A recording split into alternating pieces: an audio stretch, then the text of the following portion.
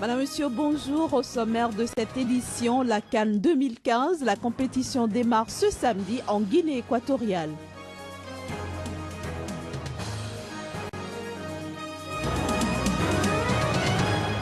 L'opposition congolaise dit non à toute révision de la Constitution. Leçon de cloche de Vital Kamere dans ce journal.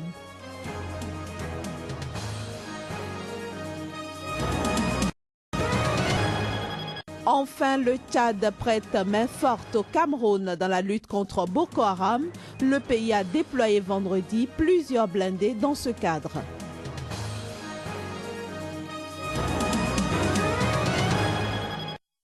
À nouveau bonjour et bienvenue dans cette édition. Nous commençons donc par l'information sportive du jour. La CAN 2015 démarre ce samedi en Guinée équatoriale. Le coup d'envoi sera donné en début d'après-midi. La compétition s'annonce très ouverte avec plusieurs prétendants sérieux à la succession du Nigeria. L'Algérie et la Côte d'Ivoire font figure de favoris, mais ils n'ont pas été épargnés par le tirage au sort. Les images. 25 ans que l'Algérie attend ça, accrocher une deuxième Coupe d'Afrique des Nations à son palmarès. Et elle a de bonnes raisons d'y croire. 8e de finaliste du mondial brésilien, qualifiée pour cette CAN avec 5 victoires sur 6 matchs, 18e au classement FIFA. Les Fennecs, désormais entraînés par le Français Christian Gourcuff, font clairement figure de favoris, même si la délocalisation de la compétition ne fait guère leur affaire.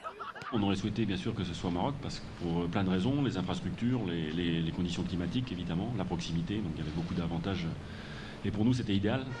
Mais ce qui va surtout pénaliser l'Algérie, c'est le tirage au sort. Versé dans le groupe C, dit groupe de la mort, elle va affronter le Ghana qui a déjà 4 CAN à son palmarès, le Sénégal bien décidé à renouer avec sa gloire passée et l'Afrique du Sud en pleine confiance après s'être qualifiée sans essuyer une seule défaite. Tirage au sort peu clément également pour la Côte d'Ivoire, l'autre équipe très attendue. Dans le groupe D, Guinée mise à part, les éléphants vont avoir fort à faire face au Cameroun, quadruple champion d'Afrique en quête de rachat après 2 CAN manqués, et face au Mali, demi-finaliste des 2 dernières éditions. Certes, orphelins de Didier Drogba, les Ivoiriens peuvent miser sur Yaya Touré, sacré 4 fois meilleur joueur africain. Et après un mondial décevant, ils ont appelé au poste de sélectionneur le Français Hervé Renard, vainqueur de la CAN en 2012 avec la Zambie. D'abord, il faut qu'on réussisse notre entrée dans cette compétition. Et après, si elle gagne en confiance, cette équipe est capable de faire de grandes choses. Dans le groupe B, la tâche s'annonce en revanche plus facile pour la Tunisie qui sera opposée à la Zambie, la République démocratique du Congo et le Cap-Vert, 3 équipes à sa portée, d'autant que les Aigles de Carthage ont réussi un parcours sans faute en qualification. Enfin, le groupe A s'annonce très ouvert et le Congo, de retour en Coupe d'Afrique des Nations après 15 ans d'absence, compte bien en profiter pour tirer son épingle du jeu en s'appuyant sur la science du Français Claude Leroy qui va disputer là sa 8e CAN en tant que sélectionneur, un record. 8e Coupe d'Afrique des Nations, c'est un privilège formidable, c'est une chance inouïe et on espère être digne de cette Coupe d'Afrique des Nations. Présenter un beau football de qualité, avoir un comportement exemplaire. Le Congo sera opposé au Burkina Faso, finaliste de la dernière édition, au Gabon, qui a été l'un des premiers pays à décrocher son billet pour cette CAN, et à la Guinée équatoriale, qualifiée, elle, en tant que pays hôte. Une CAN où l'Égypte, septuple championne d'Afrique, et le Nigeria, tenant du titre, vont briller par leur absence. L'équipe du Mali disputera pour sa part son premier match de la CAN 2015 mardi prochain face au Cameroun.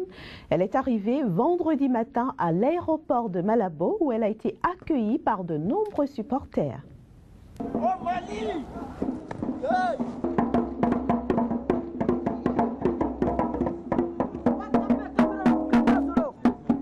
On va gagner cette équipe-là sans problème. On est là, on va supporter cette équipe. On est derrière Mali, on est fiers de ça. On est maliens, oui, vert, jaune, rouge, indivisible. On veut la paix, on ne veut pas la guerre. Bon, moi, quand même, mon vie, c'est 2-0 contre le Cameroun. C'est ça que nous, on va faire contre le Cameroun. CAN 2015 toujours, le Ghana évoluera dans le très relevé groupe C de la CAN 2015 donc, avec l'Algérie, le Ghana et l'Afrique du Sud. Après un mondial décevant, les Black Stars espèrent montrer un meilleur visage pendant cette compétition. Ils ont déjà remporté la Coupe d'Afrique des Nations à 4 reprises, mais la dernière fois c'était en 1982. Les Black Stars ont atteint les demi-finales des 4 dernières éditions, mais sont restés à chaque fois sur leur faim. Autant dire que dans le pays aujourd'hui, l'appétit de victoire est plus qu'aiguisé. Tout le monde s'attend à voir le Ghana gagner au moins une fois de temps en temps. Or là, ça fait un moment qu'on n'a pas gagné. Donc nous devons rester concentrés et faire de notre mieux. Faire de leur mieux et surtout faire mieux que lors du mondial brésilien où ils ont été éliminés dès le premier tour. Une performance décevante doublée d'une série de scandales. Depuis, les Ghanéens, 37e au classement FIFA, soit la 5e meilleure équipe du continent africain, ont changé de sélectionneur. L'Israélien Avram Grant, ex-entraîneur de Chelsea, a pris ses fonctions début décembre. Il a écarté les milieux de terrain Kevin Prince Boateng, Michael Essien et Souley Muntari qui avaient créé des problèmes lors de la Coupe du Monde. Il a insufflé de la jeunesse dans l'équipe tout en continuant à s'appuyer sur les cadres habituels et visiblement la greffe a bien pris. C'est un super entraîneur, on se marre bien ensemble. Il nous fait prendre conscience que nous devons nous libérer et faire comme on le sent sur le terrain. Nous assimilons vite les tactiques et nous espérons que nous pourrons continuer comme cela pour pouvoir s'attaquer au tournoi rapidement. Un tournoi où les Ghanéens vont devoir d'emblée sortir le grand jeu puisqu'ils ont hérité du groupe le plus relevé, le groupe C, avec le Sénégal, l'Algérie et l'Afrique du Sud. Autre fait de l'actualité sur le continent africain, 4 morts et 45 blessés. C'est le bilan des manifestations qui ont eu lieu hier à Zinder, deuxième ville du Niger proche du Nigeria.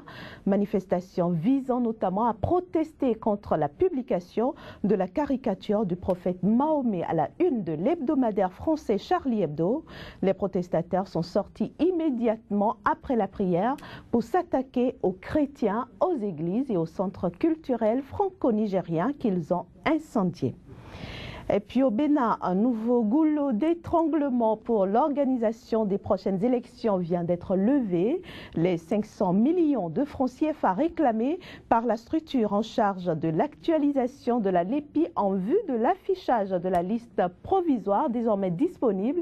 Ces fonds donc ont été officiellement débloqués par l'exécutif. L'annonce rendue publique par l'Argentine nationale n'a pas manqué de susciter des réactions. Dans le rang de la société civile, en l'occurrence, les avis sont partagés. Je ne suis pas d'accord que par des pressions intolérables, on amène le gouvernement chaque fois à débloquer du fonds public pour corriger un instrument qu'on nous a vanté comme le seul pouvant mettre fin aux élections frauduleuses. Aujourd'hui, on est déjà à plus de 12 milliards, alors que les gens souffrent. Et de 6 mois, on est déjà à 2 ans. Personnellement, je suis gêné. Il faut que les gens aient pitié de ce pays. Nous sortons de l'impasse. Monsieur Sakalafia nous l'a dit, il a répété ce que nous aurons comme liste pour les élections prochaines de 2015 n'aura rien à voir avec la liste de 2011. Nous disons bravo et nous sommes optimistes. Nos remerciements au gouvernement pour avoir fait l'essentiel parce que ce n'était pas évident. Nous demandons aux organisations de la société civile, sœurs, de participer aussi à la mobilisation des populations pour que nous puissions tous ensemble faire réussir cette dernière étape. Nos autorités politiques là veulent nous créer les pires ennuis. Nous sommes en train de faire de mobilisation, portion par portion, commune par commune, département par département. Ils ne savent pas ce que nous sommes en train de préparer pour eux. Il a couru pour aller donner les 500 millions. C'est une bonne chose. Ça nous amène à dégrossir un peu la mobilisation, mais tout en restant en veille permanente. Direction maintenant la République démocratique du Congo. Le gouvernement a reconnu vendredi dernier que la prochaine élection présidentielle censée avoir lieu fin 2016 pourrait être repoussée à 2017. C'est dans ce cadre que lundi dernier, le Parlement congolais a adopté le projet de loi modifiant et complétant la loi électorale. Pour la majorité présidentielle, cette modification est importante car elle permet de corriger des lacunes décriées lors des élections antérieures. L'opposition, quant à elle, soutient que cette opération pourrait favoriser une rallonge du mandat du président Kabila et retarder par la même occasion l'organisation des élections. Pour plus de précisions, Sika TV a recueilli pour vous l'avis de Vital Kamere, le chef de file de l'opposition congolaise et président national de l'Union pour la nation congolaise, est au micro de Yeyet Mavenga Nzao. Le projet lui-même comporte des amendements ou des articles qui vont conduire à la révision constitutionnelle. Comment? Je prends l'exemple seulement de l'article 8 qui institue le recensement comme condition préalable pour la tenue des élections législatives à venir et présidentielles. Ça signifie quoi? Quand vous lisez dans le manuel de l'ONIP, où M. Loumanou, le responsable de l'ONIP, dit lui-même que ça prendra minimum 4 ans. Ça signifie que nous sommes en 2018. Et quand on revient à la Constitution, à l'article 73, le calendrier du président de la République pour son élection est connu. Le scrutin pour l'élection du président de la République est convoqué par la CENI 90 jours avant la date de l'expiration du mandat du président de la République. Et ce mandat expire le 19 décembre 2016 à minuit et c'est le dernier. Mais pour qu'on comprenne très bien, il faut aussi rappeler l'article 70 qui dit que le mandat du président de la République est de 5 ans, une fois renouvelable. Ça signifie que dans tous les cas de figure, il n'y a pas de troisième mandat. Parce que dans l'alinéa du même article, on dit que le président reste en fonction jusqu'à la passation du pouvoir avec le président élu. Cette période creuse-là, il continue à exercer les fonctions.